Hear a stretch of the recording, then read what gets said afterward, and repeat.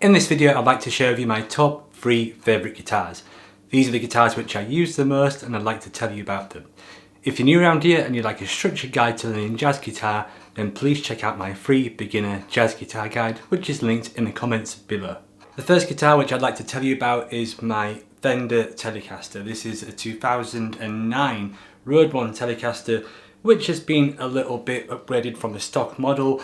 The pickups have been replaced from the stock Tex-Mex pickups with Seymour Duncan Alnico Pro 2s. The pots have been upgraded and the switch has been upgraded. This guitar would have come with a white guard and it's now a black guard, a good quality black guard pickup, and this is the one which the Telecaster which I kept. At one point I had maybe 3 or 4 tellies but decided to hang on to this one for a few different reasons. The first is this Telecaster has a nitro finish, the second is that it's super lightweight, and the third is because it's relicked and kind of beat up within reason. It's not too heavily relicked as you will see. I don't really like the super heavy relic guitar. I used to have one of those but never really got on with it because every time I picked it up it was always kind of flaking off and things like that. So yeah, the reason why I like this being a light relic is that I can use it without fear of getting the first ding, right? You know, it's already got a nice bit of wear on and I can just use it without kind of caring if someone, you know, puts a small ding in it or something like that. I'll probably never even notice. Now, the one thing I don't like about this guitar, to be honest with you, is in regards to the relicing at least, you'll see that frets 9 to 12 basically is squeaky clean. It's like they've never been used, and then it's all heavy relicing towards the end and heavy relicing frets 1 to 9. So that's a little bit of a pet peeve, but to be honest, that's all it really is a pet peeve. So the first guitar, and these are in no order by the way, that I'd always like to have is a Telecaster, and the one that I have at the minute that meets that criteria is this Road 1 Tele. The next guitar on the list is my early 80s Yamaha AE1200 guitar. This is the guitar that probably has the most video miles out of any of my guitars. I've been using this one in videos pretty much ever since I've got it, and this was a workhorse guitar for me basically. I used it for a lot of teaching, still do to be honest with you, and I used it on a lot of gigs. I used to use this and I always used to use a Music Man amp, and for a long time, and even now, that's a great sound. One of my favourite combos to gig with in terms of especially a bigger band when you've got piano and drums. So the reason I like this guitar is, as you can see as well, this has got some nice wear and tear on it if I hold it close. This is natural relicing, unlike the Telecaster. This is just been from the sheer process of aging and playing that all this has occurred. But this is a great sounding, great playing guitar. And there's a few things I like about this. I like the fact that the neck has binding on it. It's got this kind of little curve at the bottom, which you see on L5s.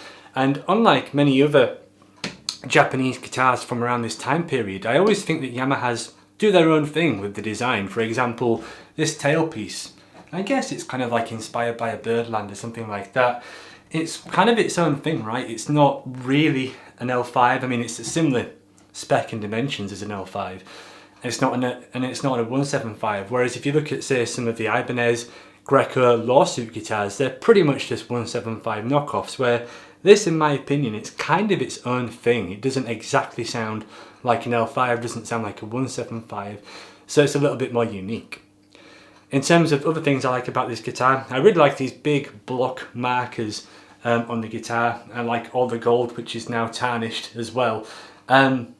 Possibly a few things that I don't like. One thing that I never use that this guitar has is push-pull pots on the tone pots there. I've never used those. I just leave these in humbuckers, and that's basically the sound that I go with. I think that the stock pickups sound great. That's people often ask me what pickups are in, but if something's not broke, then don't fix it.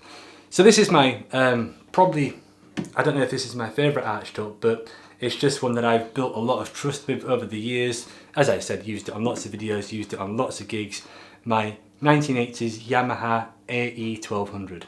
The next guitar on the list is the only American guitar I've just realised from the list. I've showed you a Mexican Tele, a Japanese AE1200, And this is the only American guitar, and this is my Guild X170 from the mid 90s. I think this is from maybe 96 or 97, and this is from when Guild had their factory in Westerly Island before they started to merge with Fender, and then more recently the newer Guilds I think are all made in China, aside from the acoustics as far as I know.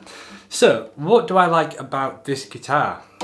Well, a few things. It's a little bit smaller than the AE1200, like if I've got it on my lap now. I think it's 16" from there to there, and that makes it a little bit more comfortable to play.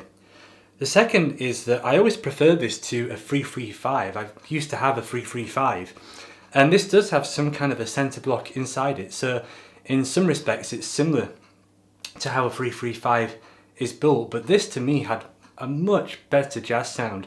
I don't know exactly why that is. It could be the pickups, it probably is the pickups, and that would be another reason why I like this guitar, the Guild humbuckers. I'm a big fan of how these sound.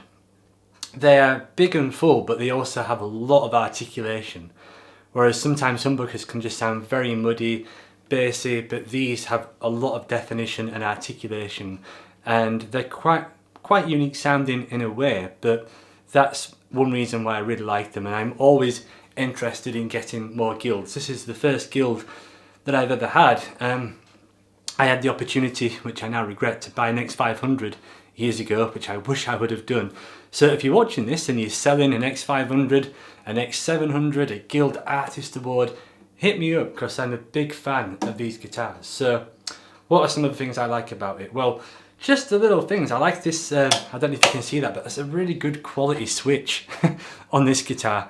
I like the Guild headstock. Look at that big headstock with the gold tuners right there. You can see those are the tuners as well. So it feels like a really quality guitar. I love the tailpiece as well. I think that's a beautiful tailpiece that all the Guild hollow bodies have.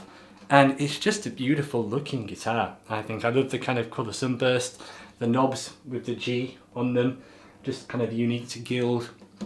A great guitar. I keep this one strung with flat wound strings, and it just plays so well, so effortlessly, and so easy, you know. And like the Yamaha one, this has a laminate top as well. So I really like a laminate top guitar, because it means that if I do take this out and play it, then generally speaking the feedback is not quite as bad as what it is on a carved top guitar. And you know, they're a little bit more robust laminate top guitars. If you've got a carved top one, they can be a little bit more temperamental, but these are really great workhorses. So this one I've had a lot more recently. I acquired this more recently than the Yamaha, but man, I don't know, if I had to keep one, I often think which one of these do I like better, and there's a reason why I've kept both. So this definitely earns a place on my top list of guitars. So there you have it. Those are my top 3 guitars in no particular order. What do you think of these instruments? Which one is your favourite? Please let me know in the comment section below. Which is your favourite guitar? What are some of the guitars that you find yourself playing the most? I'd love to hear your thoughts. Thanks for watching. I'll see you in the next video.